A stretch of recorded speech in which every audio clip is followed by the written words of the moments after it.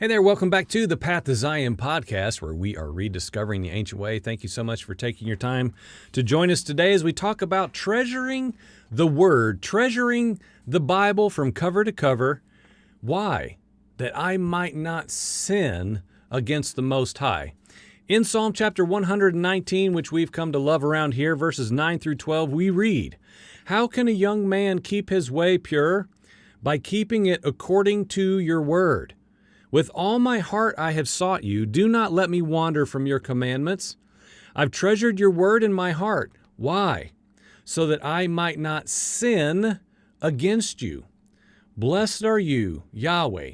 Teach me your statutes." Now here, if you follow the channel with any regularity and watch everything that we put out here on the videos that we've been doing, you know that we did this sin series. What is sin biblically? And one of the words we looked at in Hebrew is chata, for sin. And it is a missing the mark. It is a falling short.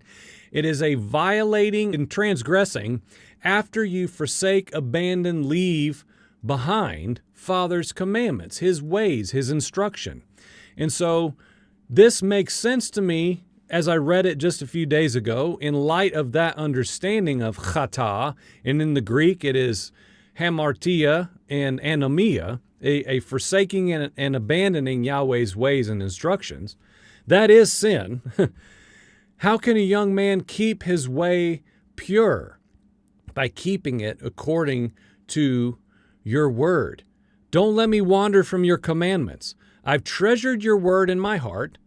Again, why? Why are we to treasure Father's word in our heart?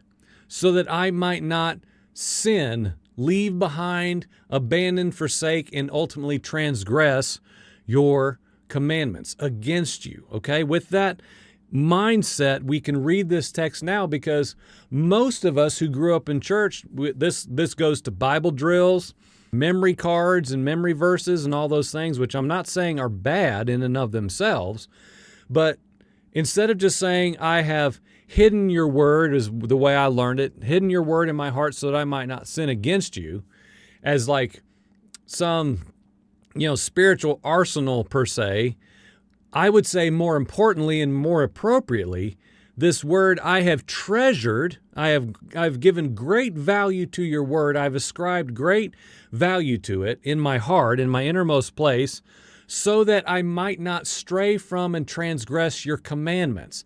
This makes sense to me today in my present understanding, my somewhat newer, more broad understanding of the understanding scripturally for sin. Well, of course, if I treasure and rightly uphold Father's word in my heart, in my innermost places, I, of course, will be more prepared and enabled, and I say empowered, to stray from sin, okay? To deny sin, which is, of course, this makes sense now, right?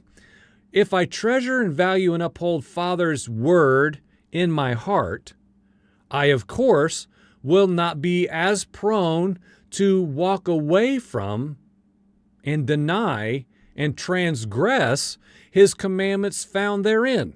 Doesn't that make sense? This isn't very complicated, I would say. So many times the most simple advice is quoting biblical counsel, right? How can a young man walk in a clean and pure way? The Word. The Word. And what was the Word when David penned these wonderful lines here in Psalm chapter 119? What was the Word? The Torah and the prophets. This is not complicated. It's just we have to get into our minds that David was saying I would say a truthful fact, that one way a young man can purify, one text says, one translation, purify himself, which makes sense. Oh, wash your robes, purify yourself, cleanse your hearts. We don't talk about that much these days in Christianity, because we don't do anything. Jesus does all that. We don't have to do that now, right? We would disagree because of texts such as these. How does a young man purify himself, cleanse his way is one proper way to read this. The Torah and the prophets. Oh, okay. And many people would say, I haven't thought of that before. The Torah and the prophets can help a man walk in a clean and pure, upright way? Okay. Yes, this is a heart matter now, though, right? I hear that. But it's a heart matter now, though. This isn't about the letter of the law, right? This is a heart matter, friend, and it has always been, and David makes that clear. Because he said, I have treasured your word in my heart, in my innermost place. Now, one variation of how this can be properly read, I just highlighted a little bit. How can a young man cleanse his way? It speaks to a purification of oneself, whether we like it or not, or whether that lands in a funny place with our Christian doctrine. And if I follow this line of thought, only using the words used here, many people would consider it heretical, that there's something we can do now according to how we treasure the word in our heart that purifies our way, that cleanses us. Is the word true or not? Is the real, deepest question we can get to here towards these verses. In an age of increasing animosity, however, towards doing anything ourselves, as opposed to simply basking in the finished work of Messiah, verses such as these have a very tough place to land. But what does the verse say? What does the verse say? If we only read the word and allow it to speak for itself, we would see that we need to seek the Father with our whole heart and let us not wander from his commandments. If we can find agreement with this prayer in Psalm 119, the word is treasured within the heart as something of very great value. Why? Why, though, friend? So that a man might not sin, chata, stray from, leave Father's commandments and law, abandon and transgress his law, friend. That's why we would treasure the word, according to these lines that David wrote for us. As we recently studied and discussed on the channel, sin in both the New and Old Testament is a straying from Father's ways, commandments, and law. And so therefore, David is saying, I want to treasure your word in my heart, Father, so that I don't leave and abandon your wonderful commandments. Is that okay for us today? I don't want to miss the mark, to use our study about what is sin biblically. He would say on the preceding side of Messiah, I want to live like Messiah will live, he would have said. We can now look back. I want to strive to be what David said, which we have a perfect personification example of Messiah himself, fulfilling and doing. I want to be like that so that I might not sin. Walking away from and thereby transgressing Father's law is what we're trying to avoid, friend. That is what it is to look like Yeshua, is walking in a manner where we have purified our way. We've cleansed our way. How? Again, only to the text, according to Father's wonderful word, which was the Torah and the prophets when this was written.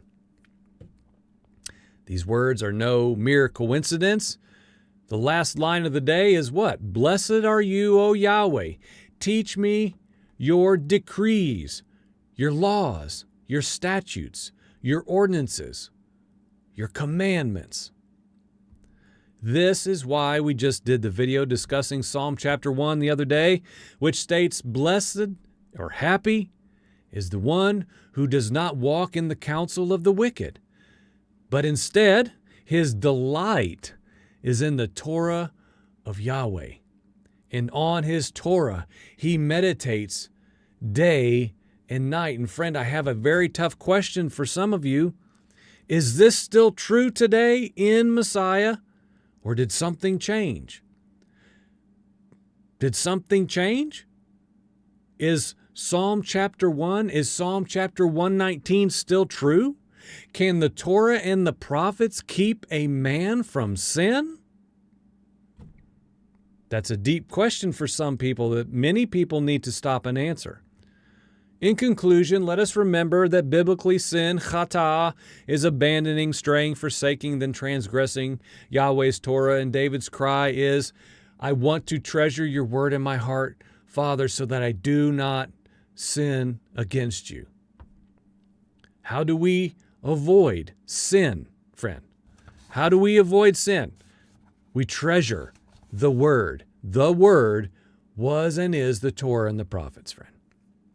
It sounds to me that these words that David wrote in Psalm chapter 119 for us today, about treasuring Father's word, that we might not sin against him, are wonderful and trustworthy counsel. What do you think, friend? Do you agree? Is there a different way to live now that we don't need the word to purify our way? Something to think about, don't you think? You've been listening to and watching the Path to Zion podcast. We're rediscovering the ancient way. Thank you so much for joining us today. Amen.